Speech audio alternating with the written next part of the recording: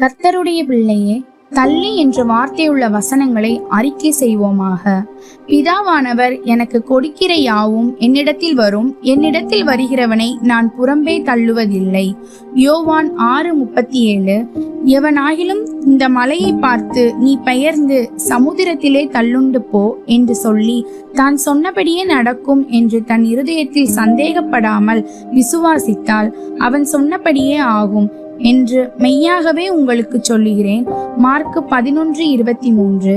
மாம்சத்தால் கரைப்பட்டிருக்கிற வஸ்திரத்தையும் வெறுத்து தள்ளுங்கள். யூதா 1:23. அன்பிலே பயமில்லை, பூரண அன்பு பயத்தை புறம்பே தள்ளும். பயமானது வேதனை உள்ளது, பயப்படுகிறவன் அன்பில் பூரணப்பட்டவன் அல்ல. 1 யோவான் 4:18. அவன் விழுந்தாலும் தள்ளுண்டு போவதில்லை, கர்த்தர் தமது கையினால் அவனை தாங்குகிறார். சங்கீதம் 37:24. புத்திமதிகளை தள்ளுகிறவன் தரித்திரத்தையும் லட்சையையும் அடைவான், கடிந்து கொள்ளுதலை கவனித்து நடக்கிறவனோ கனமடைவான். நீதிமொழிகள் 13:18. அவர்கள் உன்னை விசாரிப்பாரற்ற சீயோன் என்று சொல்லி உனக்கு தள்ளுண்டவள் என்று பெயரிட்டபடியால் நான் உனக்கு ஆரோக்கியம் வர பண்ணி உன் காயங்களை ஆற்றுவேன் என்று கர்த்தர் சொல்லுகிறார். எரேமியா 30:17.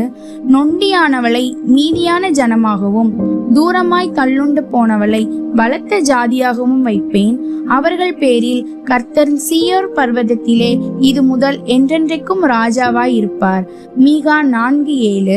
இதோ அக்காலத்திலே உன்னை சிறுமைப்படுத்தின யாவரையும் தண்டிப்பேன், நொண்டியானவனை ரட்சித்து தள்ளுண்டவனை சேர்த்து கொள்வேன். அவர்கள் வெட்கம் அனுபவித்த சகல தேசங்களிலும் அவர்களுக்கு புகழ்ச்சியும் கீர்த்தியும் உண்டாகச் செய்வேன். செப்பனியா 3:19.